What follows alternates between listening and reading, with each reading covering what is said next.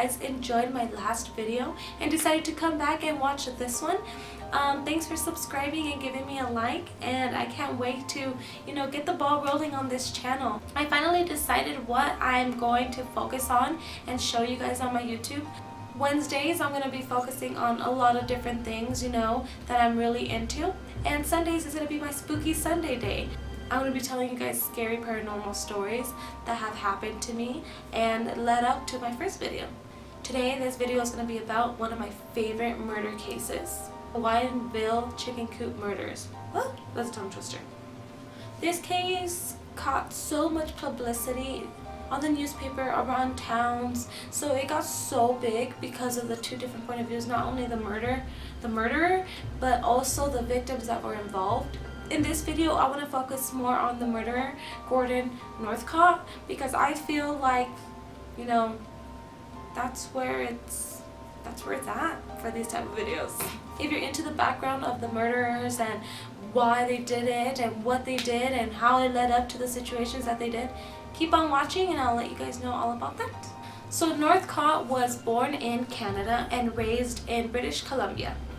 He was only 18 years old when he moved to Los Angeles, California with his family to start a chicken coop farm. Gordon claimed that he was sexually abused by his father at the age of 10 and tortured and beat, and he had a very bad relationship with his father.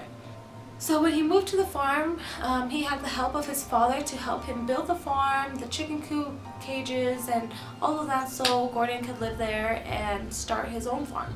His farm was built nearby WINEVILLE. Nowadays, WINEVILLE is known as Loma, California. After his father helped him build his farm, he was put into a mental asylum where he committed suicide.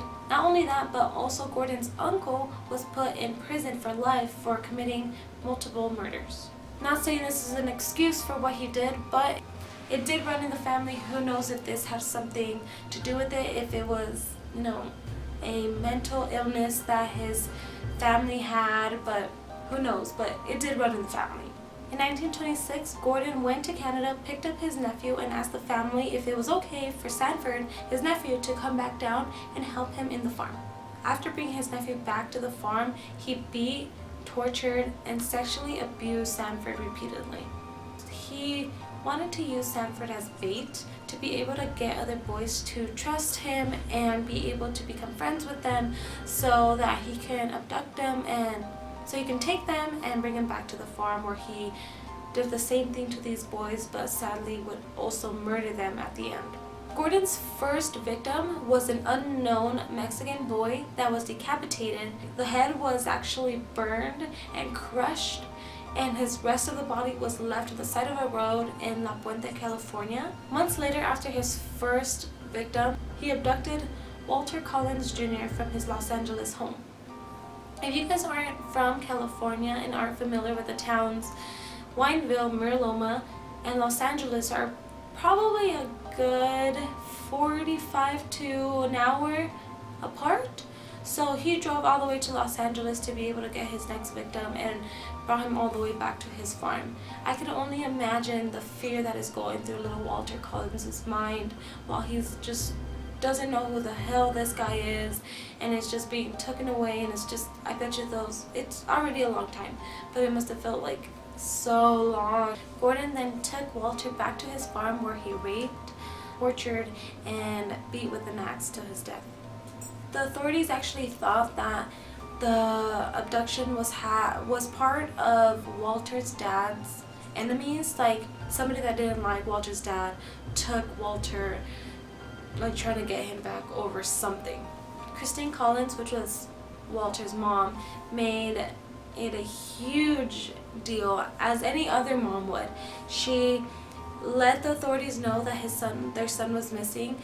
She made it in the newspaper to be able to spread the word. I believe at the time she wasn't only, so Walter had his dad, but she was like a single mom, so it was all by herself. So she needed a lot of help to be able to find Walter and try to find who took him.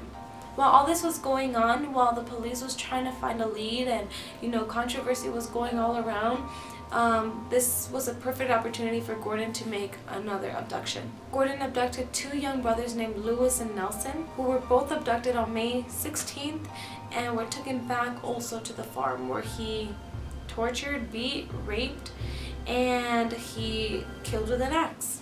After all of this is going on, Sanford was still being tortured himself, still having to do all of his uncle's dirty work by getting all of these children to the car to be able to be taken to the farm. After 2 years of being captured and molested and tortured by his uncle, his older sister, Jessie, was very concerned for Sanford. She wasn't really hearing from him. It's that vacation that he was going down there for the summer turned into 2 years. So she really wanted to know what was going on with him, and she decided to come down from Canada to the farm to see what was going on. When she got there, Sanford took advantage and told Jessie everything what was going on. All of the murders he has done, all of the things he was doing to these children, and all of the things that he was doing to Sanford. Jessie went back to Canada and let the American authorities know what Sanford had told her to be able to catch Gordon. After all of that, 2 immigration inspectors went to the farm for themselves to see what was happening, and they ran into Sanford. They took him into custody to question him about all of the claims that he told his sister. While the inspectors were driving there, Gordon actually saw them driving to the farm and told Sanford and hoped that Sanford was going to kind of stall them, and he booked it and fled the scene. Gordon drove back all the way back to Canada to his family's house where his mother and father were there. He was caught eventually because, they knew all of the family. Jessie had told them everything.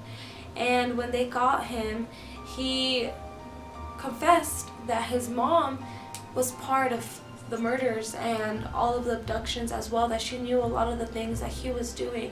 She was even part of Walter Collins's murder. She knew that he was abducted, and she knew that he had murdered him, so she helped him cover it up by throwing quicklime on top of Walter and also digging a grave for him and throwing him into a ditch. They both confessed to all of the murders and all of the abductions from the brothers, from Walter, and also put together that Gordon had murdered the Mexican decapitated young man that was left in La Puente. Authorities went back to the farm to see if all of the things that Gordon was saying were true, and they dug up 3 holes full of body parts from all of the children that Gordon had murdered and tortured and raped. After seeing all of the things that Gordon confessed to were actually true, Gordon was sentenced to death, and his mother only was sentenced to death in prison. I think she is just as guilty as that guy is. I mean, if I get that that's your son, but you don't. After that, Gordon was hung on October 2nd, 1930 at the age of 23 years old. That was just some of the things that were happening in this case. Wineville was actually turned into Miraloma, California after all of the things that they found out happened there. So that's why it was changed back in the day. I believe if you go on Google, you can still see where the murders took place. The house is still there. And what I've read, I think that the chicken coop cages are still there as well. I don't know if the new owners know. After the new movie came out, I think they pretty much know. I mean, it's pretty crazy. And if you see the house, I'm going to put a picture right here so you guys can see how tiny it was. And back then, that was the only house out there. There was no neighbors. There was nobody around. So it was like the perfect spot for a murderer to commit these crimes. There's 2 different stories involved in this case. I focused more on Gordon and the murderers. And there's also Christine Collins, which is Walter Collins' mom, and there's a movie called Changeling. If you haven't watched it, go and watch it and see the struggle that this mom had to go through just to try to find her son and and have a word in this world for her to be able to find him. And she went through so much, and I feel so bad for her. Like, her story is so sad.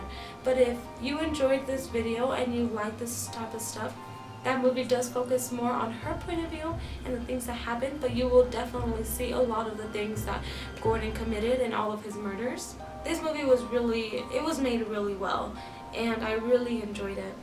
Well guys, if you guys enjoyed this video, give me a like, and if you want me to make more videos like this, give me a like as well.